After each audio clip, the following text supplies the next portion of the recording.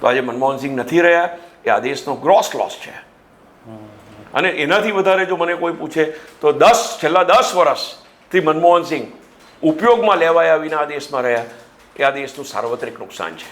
અને જ્યારે એવું કહે છે કે પ્રધાનમંત્રી હતા ત્યારે એ ઘર એમને ભાડે આપેલું હતું અને એ ભાડાની આવકને પોતાના નિર્વાહમાં અને પોતાના ખર્ચાઓમાં વાપરતા.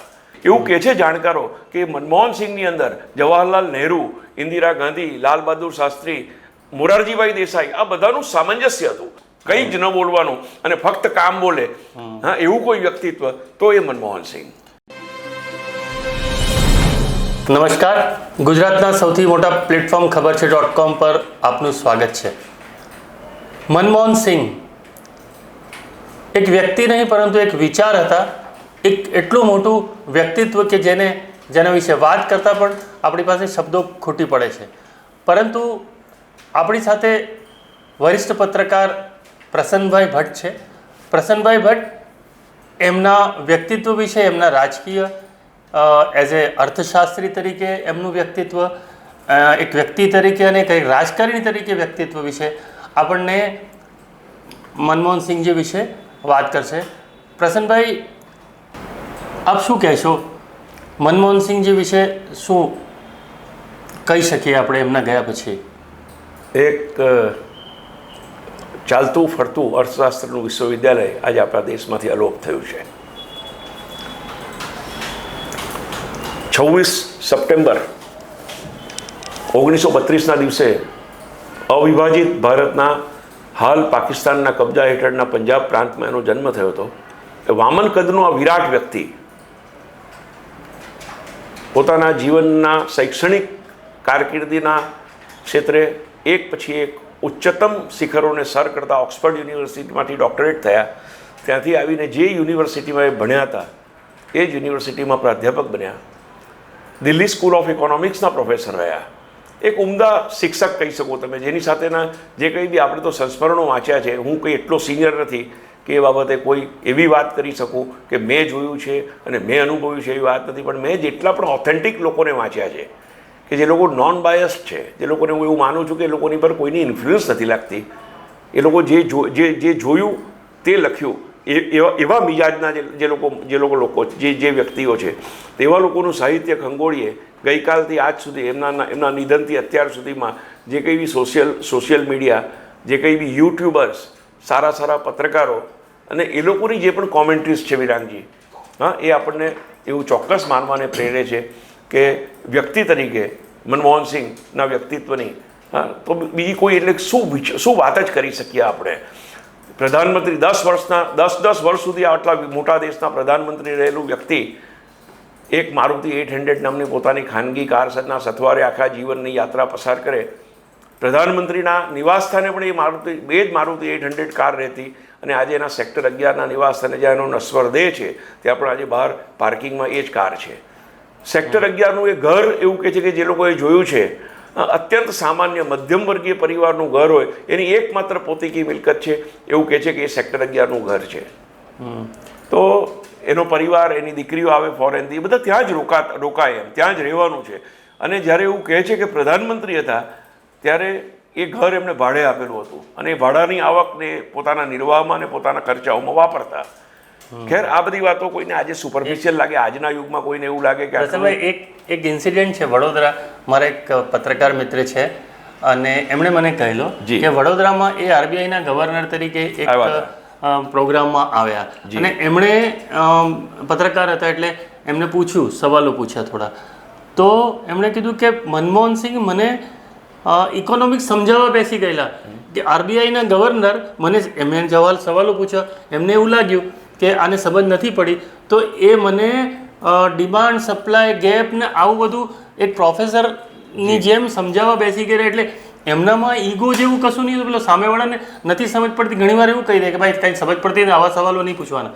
પણ એ વ્યક્તિનું મહાનતા રૂબરૂ એ ભાઈએ મને કીધું. વિરાંગજી, જે પણ લોકો એના પ્રત્યક્ષ કે પરોક્ષ રીતે એના પરામર્શમાં આવ્યા છે કે એના સંસર્ગમાં આવ્યા છે, હા, એક પણ માણસ, આજે વિરોધ પક્ષનો પણ એક માણસ કે જ્યારે એ શાસનમાં હતા ત્યારે વિરોધ પક્ષે હતા આ લોકો, આજે શાસનમાં છે, આજે એના મૃત્યુ પછી એક પણ શબ્દ, એની શાલીનતા કે એના સૌહાર્દતા માટે એક પણ શબ્દ કોઈ ખોટો બોલી શકવાની સ્થિતિમાં નથી. અને એ જ એ વ્યક્તિનું બળપ્પન છે કે 10-10 વર્ષ સુધી આ દેશના વડાપ્રધાન રહ્યા અને છતાં આજે એનો વિરોધી પણ એક સ્વરે એક વાત તો સ્વીકારે છે કે આના જેવો ઉમદા વ્યક્તિ જોયો એટલે ભૂતકાળમાં જોયો નથી, ભવિષ્યમાં જોવા મળે તો આપણું પ્રારબ્ધ. બાકી એના જેવું મનમોહનસિંહ એવું ઉમદા વ્યક્તિત્વ આપણે જાહેર જીવનમાં કોઈ જોયું હોય એવું કોઈના ધ્યાનમાં નથી. એવું કહે છે જાણકારો કે મનમોહનસિંહની અંદર જવાહરલાલ નહેરુ, ઇન્દિરા ગાંધી, લાલ બહાદુર શાસ્ત્રી, મોરારજીભાઈ દેસાઈ આ બધાનું સામંજસ્ય હતું. એ બધાનું થોડું થોડું તત્વ બની અને જે માણસ બન્યો હતો તે મનમોહનસિંહ હતો. એવું એના કાર્યકાળમાં જે લોકોએ જવાહરલાલ નહેરુને જોયા છે, જવાહરલાલ નહેરુના સમયમાં જે લોકો યુવાવસ્થામાં હતા એ લોકોએ મનમોહનસિંહનો કાર્યકાળ એમના ઉત્તરાર્ધમાં જોયો છે. તો એ લોકોનું કહેવું એવું છે કે અમે જવાહરલાલ સાથે એમને પણ જોયા છે, અમે ઇન્દિરાજીને પણ જોયા છે, અમે મોરારજીભાઈનો સમય પણ જોયો છે, લાલ બહાદુર શાસ્ત્રીને પણ અમે અનુભવ્યા છે. તો એ બધાને જોયા પછી અમે એવું કહીએ છીએ કે મનમોહનસિંહ એ તમામ એ વિરાટ વ્યક્તિ પ્રતિભાઓનું એક સંયોજન હતું. અને સૌથી વધુ કે બિલકુલ બોલ્યા વગર કામ કરવાની એની જે આવડત, કંઈ જ ન બોલવાનું અને ફક્ત કામ બોલે, એવું કોઈ વ્યક્તિત્વ તો એ મનમોહનસિંહ.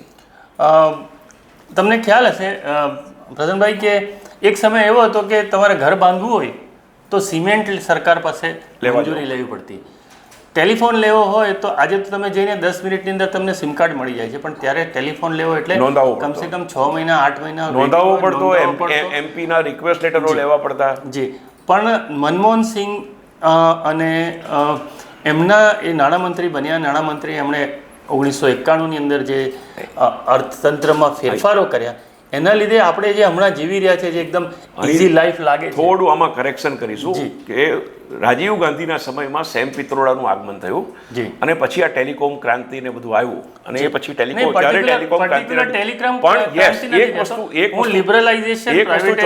એક વસ્તુ ચોક્કસ સાચી તમારી કે ઉદારીકરણનો પહેલો તબક્કો, first phase of liberalisation was introduced in 1991. ચંદ્રશેખરની સરકાર ગયા પછી નરસિંહ રાવનું શાસન આવ્યું હતું.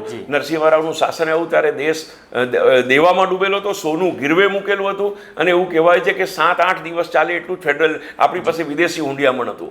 અને તેવા સંજોગોમાં અત્યંત વિદ્વાન અને પ્રગલ્ભ જ્ઞાની કહી શકો એવા નરસિંહ રાવે ફાઇનાન્સની જવાબદારી, નાણાં મંત્રાલયની જવાબદારી માટે મનમોહનસિંહને પસંદ કર્યા અને મનમોહનસિંહે યુજીસીના ચેરમેન હતા અને યુનિવર્સિટી ગ્રાન્ટ્સ કમિશનના અને કહેવાય છે કે રાતના 12 વાગે બોલાવીને વિવેક તનખા એટલે એમના જે દીકરીના હસબન્ડ છે એમને ફોન આવ્યો કે ભાઈ સવારે એમને શપથ લેવાની છે. જી જી એટલે સોંપેલું દાયિત્વ મનમોહનસિંહે સુપેરે પાર પાડ્યું. પહેલું બજેટ આવ્યું ઉદારીકરણના કે નવા પરસેપ્શન સાથે એ દેશના અર્થતંત્રને પ્રાણશ્ચેતના ફૂંકી વિરોધ કરનારાઓએ વિરોધ કર્યો. જે લોકો આજે ઓડી Q7માં ફરે છે એ લોકોએ ત્યારે સ્વદેશીના નામની બુમરાણને કાગારોળ પણ મચાવી. હા, પણ યસ, એ દેશ માટે જરૂરી હતું અને મનમોહનસિંહે કર્યું. એનાથી વધારે તમે એની નિર્ણાયકતાની વાત કરો, નિર્ણય શક્તિની. આ દેશ ગમે તે લોકો ક્લેમ કરતા હોય, પરમાણુ સંધિ, હા, સૌથી પહેલી પરમાણુ સંધિ જ્યારે મનમોહનસિંહે આઉટ ઓફ વે કરી, બધાની ઉપરવટ જઈને કરી, ત્યારે મને યાદ છે થોડો ઇતિહાસ કે ત્યારના કેટલા બધા સપોર્ટિવ પાર્ટીએ તો ટેકો પાછો ખેંચી લીધો હતો. સરકાર જતી રહે એવી પરિસ્થિતિનું નિર્માણ થયું હતું અને તેમ છતાં એ પોતાના નિર્ણય પર અડગ રહ્યા અને નિર્ણયની અડગતા માટે કોઈ બહુ મોટા શરીરની કે કંઈ બહુ મોટા અવાજની જરૂર નથી એવું એમણે પ્રસ્થાપિત કરેલું એ જમાનામાં. જી, એટલે એમનું એક પુસ્તક છે જે લિબરલાઇઝેશન, પ્રાઇવેટાઇઝેશન, ગ્લોબલાઇઝેશન જે એલપીજી કર્યું એના વિશે એમણે પુસ્તક લખ્યું. એકદમ સામાન્ય ભાષામાં એમણે સમજાવ્યું છે કે આપણા દેશનો રોટલો બહુ નાનો છે, જો આપણે રોટલો મોટો કરશું તો બધાને એના ભાગનું મળી રહેશે. એ આર્ગ્યુમેન્ટ સાથે એમણે રોટલો મોટો કરવા માટે જે અર્થતંત્ર છે એને ખોલેલું, વિદેશથી જે મૂડી આવે છે એને આવકારીથી, વિદેશથી કંપનીઓને આવકાર્યા. એના પછી 96 પછી પાછું અટલ બિહારી વાજપેયીની સરકાર આવીને એ લોકોએ બી આગળ ફોલો કર્યું અને હમણાં જે સ્થિતિ છે આપણી, જે પહેલાં હિન્દુ ગ્રોથ રેટ એવું કહેવાતું કે 3%નો જીડીપીનો જે ગ્રોથ રેટ છે આપણો એ 3%નો હતો. આજે 1991 પહેલા મનમોહનસિંહની જો તમે સમરી જુઓ, મનમોહનસિંહની સમરી જુઓ તો મનમોહનસિંહનું ડ્રીમ તો ડબલ ડિજિટમાં જીડીપી લઈ જવાનું હતું. જી, અને એ લાવ્યા બી ખરા અને ઘણે અંશે સફળ બી રહ્યા. પરિસ્થિતિઓ બદલાતી રહી અને જો વિશ્વના જે અમેરિકા જેવા વિકસિત દેશને તમે જુઓ તો સરકાર ડેમોક્રેટિક કે રિપબ્લિક ભલે બદલાય કે આવે કે જાય, જે રાષ્ટ્રના હિતના જે મૂળ સિદ્ધાંતો છે, રાષ્ટ્રના સર્વાંગી હિતને સ્પર્શતી નીતિઓ છે, એમાં કોઈ સમાધાન કે એમાં કોઈ બાંધછોડ બદલાયેલી રાજકીય પરિસ્થિતિઓમાં થતી નથી. આપણે ત્યાં કમનસીબ એ વાત થોડું લેકિંગ છે, એ વાતમાં થોડી ઘટ છે, એ વાતમાં થોડી સ્વીકૃતિની ઓછપ છે. હા, તો એ સ્વીકૃતિની ઓછપના કોઈ મને જો હું ભૂલતો ન હોઉં તો સામાન્ય રીતે મનમોહનસિંહ રાજકીય મુલાકાતો ઇન્ટરવ્યૂ આપવાનું ટાળતા, પણ એક ઇન્ટરવ્યૂ એમણે મેં વાંચ્યો છે અને તે હેમંત અત્રીજીનો હતો અને આજની એમની કોમેન્ટ્રીમાં મને રિકોલ થયો છે. હેમંત અત્રીજીએ 2019-20માં કદાચ એક ઇન્ટરવ્યૂ લીધો અને એમણે કહ્યું કે પોલિટિકલ ઇન્ટરવ્યૂ લેવો છે, ત્યારે અનિચ્છા દર્શાવી પણ આપ્યો. અને ત્યારે એમણે કહ્યું કે તમે વર્તમાન પ્રધાનમંત્રી શ્રી નરેન્દ્રભાઈ મોદીને કોઈ એક સલાહ આપવાની હોય તો શું આપો? ત્યારે એમણે એવું કહ્યું હતું, એક કે બે વાર ટાળી દીધો જવાબ આપવાનો, પછી એમણે એવું કહ્યું હતું કે હું એવી સલાહ આપું કે તેઓ એમના રાજકીય પ્રતિબંધીઓ, રાજકીય વિરોધીઓ પ્રત્યેનું જે વર્તન છે એ થોડું સૌહાર્દપૂર્ણ રાખે. બરાબર. હવે એ સલાહનું કેટલું પાલન થયું એ આપણા કોઈથી અજાણ્યું નથી, પણ ખેર જો મનમોહનસિંહને આપણે વાપરી શક્યા હોત, એમના યોગ્યનો ઉપયોગ કરી શક્યા હોત, વાપરી શક્યા શબ્દ એ ખોટો થોડો અપ્રસ્તુત ગણાય, પણ જો એનો આપણે યથોચિત ઉપયોગ કરી શક્યા હોત તો આજે ઘણી બધી સમસ્યાઓ કદાચ આપણી સામે સમસ્યા ના હોત. પ્રસન્નભાઈ, એક વસ્તુ એ કે એમના વિશે જેમ કે એક ફિલ્મ બને એક્સિડેન્ટલ પ્રાઇમ મિનિસ્ટર, પુસ્તક લખાયું એની ઉપર, એ તો જો એમને આટલી બધી અચીવમેન્ટ, આટલું આ દેશને એમ કહેવાય કે ભાઈ જે અર્થતંત્રને ધબકતું કર્યું, 10% ગ્રોથ રેટ લાવ્યા, એ કરવા પાછળ મનમોહનસિંહ જ હતા. પણ છતાં એમનું જે એક્સિડેન્ટલ પ્રાઇમ મિનિસ્ટર છે, મનમોહનસિંહ છે, આવી બધી વાતો શું કામ થઈ હશે તમારા? આમાં વિરાંગજી બહુ તમે બારીકાઈથી આની સમીક્ષા કરીએ ને તો સમજો કે ભારતીય જનતા પક્ષના નેતાઓ મનમોહનસિંહને ક્રિટિસાઇઝ કરે, મનમોહનસિંહની આલોચના કરે, એમની રાજકીય જરૂરિયાત હોઈ શકે અને એમને કરી હશે. પરંતુ તમારે જો આજે તમે પ્રધાનમંત્રીનું ટ્વીટ જુઓ, આજે તમે પ્રધાનમંત્રીનું એક્સ હેન્ડલ જુઓ, એણે આપેલી શ્રદ્ધાંજલિના શબ્દો સાહેબ તમને આંખમાં પાણી લાવી દેનારા છે. એણે જે તે સમયે કર્યું હશે એની રાજકીય જરૂરિયાત રહી હશે, પણ સર્જકોએ ભ્રષ્ટ નહોતું થવાનું. ફિલ્મના સર્જકો, કથાના લેખકો, નવલકથાકારો, પત્રકારો, આપણે જ્યારે ભ્રષ્ટ થઈ અને પક્ષકાર બની ગયા ત્યાં કોઈક એક વ્યક્તિ પ્રતિભાને આપણે અન્યાય કરી દીધો. તો પત્રકારે ક્યારેય બી પક્ષકાર નહીં બનવું જોઈએ. સર્જકો છે તો સર્જકોએ સામાજિક સૌહાર્દતા અને સમરસતા, એક એવો સમય હતો કે જ્યારે મનોજ કુમારની ફિલ્મો આવતી, જ્યાં ડાલ ડાલ પે સોને કી ચિડિયા કરતી હૈ વસેરા. આજે કેવો દિવસ આવી ગયો કે બિહારના કોઈ એક ગામની અંદર કોઈ ગાયિકા ગીત ગાય કે રઘુપતિ રાઘવ રાજારામ, જે ગાંધીજીનું અત્યંત પ્રિય અને વિશ્વમાન્ય ભજન છે, અને એમાં એક આંતરો એનાથી ગવાઈ જાય કે ઈશ્વર અલ્લાહ તેરો નામ, અને અલ્લાહ એની પર એની કિરકિરી થઈ જાય, એની પર એની સામે એને બિલકુલ એવી એટલી બધી ક્ષોભજનક સ્થિતિમાં મૂકી દેવાય કે એણે માફી માંગવી પડે. તો આ કયો દેશ હતો અને કયો દેશ આપણે બનાવી રહ્યા છે એની તો આજે ખેર એ ચર્ચા અસ્થાને છે આજે. પરંતુ જ્યાં મનમોહનસિંહની તમે વાત કરો છો તો મનમોહનસિંહની સાથે ઘોર અન્યાય કર્યો છે અને ઇતિહાસ આ લોકોને માફ નહીં કરે. અને એ શું સોફ્ટ હતા તમારા હિસાબે? કારણ કે એવું કહેવાય કે એ બહુ સોફ્ટ હતા, અત્યંત સૌહાર્દપૂર્ણ માણસ હતો એવું ચોક્કસ જ. જેટલા એક પ્રધાનમંત્રી તરીકે જે નિર્ણય લેવાની વાત છે સાહેબ, પ્રધાનમંત્રી તરીકે કેટલા સોફ્ટ હતા એનો એક દાખલો જો આપીએ તો જે મોજૂદ દાખલો છે, અને કોઈ ફોટોગ્રાફી નથી કરી એણે, એ ઘટનાની કોઈ ફોટોગ્રાફી, કોઈ વિડીયોગ્રાફી, કોઈ ચેનલાઇઝેશન નથી કરાવ્યું એણે. એ ઘટના એવી હતી કે એનું ડ્રાઇવિંગ લાયસન્સ લેપ્સ થઈ ગયું, ઓવરડ્યુ એટલે એક્સપાયર્ડ થતું હતું. સાહેબ પોતાની મારુતિ 800 લઈ અને દિલ્હી આરટીઓના દરવાજે એક અરજદાર તરીકે પહોંચી ગયેલા મનમોહનસિંહને દિલ્હીના આરટીઓએ જોયું છે. તો વડાપ્રધાન પોતાનું લાયસન્સ લેવા પોતાની નાનકડી પોતાના વાહનની અંદર ત્યાં જતા રહે એવું જો કોઈ એટલે એટલી સૌજન્યતા કે એટલી અને એ બધાનો જો પ્રચાર કર્યો હોત એણે, તમે સમજો એની કોઈ એણે વાઇટ પબ્લિસિટી કરી હોત, એનાઉન્સમેન્ટ કરી, ઘણી બધી આજે મને સાંભળનારા આજના યુગના ઘણા બધા લોકોને કદાચ ખબર નહીં હોય કે હાસ્યાસ્પદ લાગશે.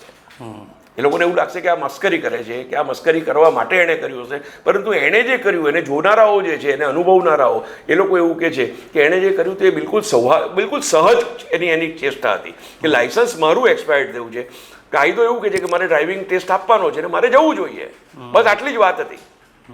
તો હવે આ માણસની સિમ્પ્લિસિટીનું આનાથી બીજું તો કયું પુરાવો આપી શકીએ આપણે? એટલે પીએમ તરીકે એમણે જો લીધેલા નિર્ણયો એ કયા તમે યાદ કરો છો? સાહેબ, પીએમ તરીકે આજે આપણે ખરેખર તો આપણે આપણી પત્રકાર ફેટર્નિટી, રાઇટ ઓફ ઇન્ફોર્મેશન, જેના આધારે આપણને ખોટી રીતે કાયદાકીય ગૂંચમાં આંટી જતા દુષ્ટ તત્વોને આપણે જવાબ આપી શકીએ છીએ.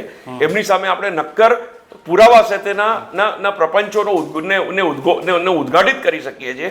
એ જે અધિકાર, right to information, right to food, right to education, મનરેગા, કેટલીક વાત કરીએ આપણે.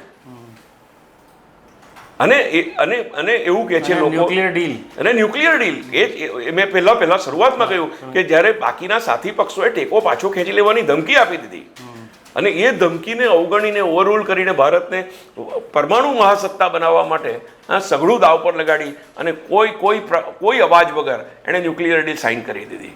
તો એ મનમોહનસિંહ હતા. મનમોહનસિંહ, આજે હું તમને કહું કે એક ગુજરાતી ગઝલની પંક્તિઓ છે કે મારા ગયા પછી જ મારી વાત થઈ હશે, મહેફિલની ત્યારે સાચી શરૂઆત થઈ હશે. તો આજે મનમોહનસિંહ નથી રહ્યા, એ આ દેશનો ગ્રોસ લોસ છે. અને એનાથી વધારે જો મને કોઈ પૂછે તો છેલ્લા 10 વર્ષથી મનમોહનસિંહ ઉપયોગમાં લેવાયા વિના આ દેશમાં રહ્યા, એ આ દેશનું સાર્વત્રિક નુકસાન છે. પ્રસન્નભાઈ, તમે કીધું કે તમે વ્યક્તિ તરીકે એમને મૂલ્યા, એક અર્થશાસ્ત્રી તરીકે જે એમનું પ્રદાન છે એની વાત કરી, અને પછી તમે એક પ્રાઇમ મિનિસ્ટર તરીકે, એક વડાપ્રધાન તરીકે એમણે લીધેલા નિર્ણયોની વાત કરી. હવે તમને એમ પૂછું કે ભાઈ એક ઓવરઓલ એક વ્યક્તિ તરીકે, એક ઓવરઓલ એક આપણા દેશની એક હસ્તી તરીકે એક એને તમે કઈ રીતે જોશો કે કઈ રીતે યાદ કરશો?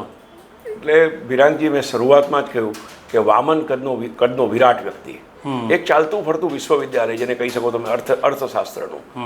એવા મનમોહનસિંહજી સાહેબ, જે બરાક ઓબામા, જેને એવું કહેતો હોય કે મારા ફિલોસોફર છે, મારા ગાઈડ છે. ચાઇનાના પ્રધાનમંત્રી કોઈ પ્રસંગે મનમોહનસિંહ 5-7 મિનિટ લેટ થઈને સોરી કે તો તે તબક્કે એવું કહેતા હોય કે હું વિશ્વના મહાનતમ અર્થશાસ્ત્રીની રાહ જોઈને ઊભો છું, ત્યાં no need to say sorry. મોસ્કોના સંમેલનની અંદર રશિયાના રાષ્ટ્રપ્રમુખ કોઈની રાહ જોવા ઊભા હોય, ચાઇનાના પ્રેસિડેન્ટ આવે એને લઈને અંદર મૂકીને પાછા આવે દરવાજા પર અને ઊભા રહી અને ભારતના તિરંગાની રાહ જુએ અને મનમોહનસિંહને લેવા સામે ઉતરીને દરવાજા પરથી ચાઇનાના રાષ્ટ્રપ્રમુખને દરવાજે આવકારે અને મનમોહનસિંહ ગાડીમાંથી ઉતરે ત્યારે પોતાના ગેટથી ઉતરીને ગાડી સુધી 4 ડગલા આગળ ચાલીને લેવા જાય. આવા બધા દ્રશ્યો તમારે જોવા હોય તો યુટ્યુબ પર અવેલેબલ છે. હું કોઈ મારી કપોળ કલ્પિત, મારા કહેલી ગજવાની સાંભળેલી વાતો નથી કરતો. ગઈકાલે રાત્રિ આ બધું મેં ખૂબ ખંગોળ્યું છે. ખૂબ ખૂબ આભાર પ્રસન્નભાઈ, તમે બહુ સારી અમને મનમોહનસિંહજી વિશે માહિતી આપી. હવે આપણે એમ કહી શકીએ, એક રાજકારણનું આપણું ખબર છે .com પર રાજકારણની ઘણી બધી ચર્ચા થતી હોય છે. એક ઊંઝો રાજકારણી તરીકે એમને મૂલવું તો ઘણા લોકો એવું કહેતા હોય છે કે ભાઈ સારા વ્યક્તિઓની રાજકારણમાં જગ્યા નથી અને એ લોકો આગળ વધી શકતા નથી. પરંતુ જો આપણે વાત કરીએ તો મનમોહનસિંહે એ પ્રૂવ કર્યું છે કે સારા વ્યક્તિની રાજકારણમાં જગ્યા છે, સારા વ્યક્તિની રાજકારણમાં જરૂર છે અને એ બહુ સારું આ દેશ માટે કામ કરી શકે છે. તમને અહીં તમને એક નાનું કરેક્શન આપીશ કે એકવાર મનમોહનસિંહ લોકસભાની ચૂંટણી લડ્યા દિલ્હી પશ્ચિમમાંથી અને સાહેબ બહુ દુઃખ સાથે કહેવું પડે કે દિલ્હી પશ્ચિમની પ્રજાએ એને હરાવી દીધા. એ પછી મનમોહનસિંહ ક્યારેય ચૂંટણી નહીં લડ્યા. મનમોહનસિંહને રાજ્યસભા નામાંકિત કરવામાં આવ્યા, રાજ્યસભામાં જ રહ્યા. તો જ્યાં લોકશાહીમાં ચૂંટણી જીતવાની વાત છે તો ચૂંટણી જીતવી એ હું મારી દ્રષ્ટિએ કોઈ યોગ્યતાનો માપદંડ નથી ગણતો. લોકશાહીમાં રહી વાત સારા માણસોની જરૂરિયાતની, તો સારા માણસોને લાવવા માટે જ રાજ્યસભા જેવા પ્રાવધાન આપણા સંવિધાને કરેલા છે. રાજ્યસભામાં પણ જ્યારે રાજકીય સમીકરણોને આધીન નામાંકનો દાખલ થતા જોઈએ છે, ત્યારે થોડું મન વિચલિત થાય છે કે ક્યાં આ યાત્રાનો અંત ક્યાં આવશે એમ.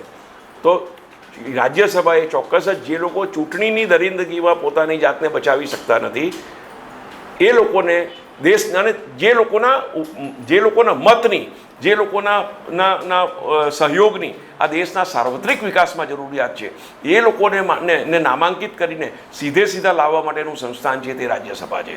અને રાજ્યસભામાં જ રહ્યા. એક વાર ચૂંટણી લડીને હાર્યા પછી મનમોહનસિંહે બીજી વાર ચૂંટણી નહીં લડ્યા. અને મારે કહેવું છે અહીંયા કે હું 1995માં એક અપક્ષ ચૂંટણી યુનિવર્સિટીમાંથી નીકળેલા છાત્ર નેતા તરીકે લડેલો વડોદરામાંથી રાવપુરા વિધાનસભાની, અને ત્યારે પરિણામ આવ્યા પછી મેં છેલ્લું પ્રવચન મારા 4-5 હજાર વિદ્યાર્થી સાથીદારોને કરેલું કે સદભાગ્ય છે આ દેશના જંગલોનું કે ત્યાં લોકશાહી નથી. જો જંગલમાં લોકશાહી આવે તો સિંહ હારી જાય. અને અંતમાં ખાલી એટલું જ કહીને શબ્દાંજલિ આપીશું. કૈલાસ પંડિતની 2 પંક્તિઓ કે જીવતા તો હાથ ના દીધો કદી, ઉચકીને લઈ ગયા કૈલાસને, સાંજના ડૂબી જતા સૂર્યને, કે પછી જોયા કરું છું હું તને. મનમોહન સિંહને યુગો યુગાંતરો સુધી આ દેશ ભૂલી નહીં શકે, યાદ રાખશે. મારી નિશ્ચલ શ્રદ્ધા છે કે કોઈના ગમે તે અપ્રચારથી મનમોહન સિંહના કદને કોઈ નાનું નહીં બનાવી શકે. અને ખાસ તો આજના તબક્કે મારા જેવા સામાન્ય પત્રકારને તમે ખબર છે .comના પ્લેટફોર્મ પર મનમોહન સિંહને શબ્દાંજલિ આપવા માટે પસંદ કર્યો, એ બદલ હું આપનો આભારી છું. આપનો ખૂબ ખૂબ આભાર. આવા બીજા વિષયો સાથે અમે સતત આપને મળતા રહીશું.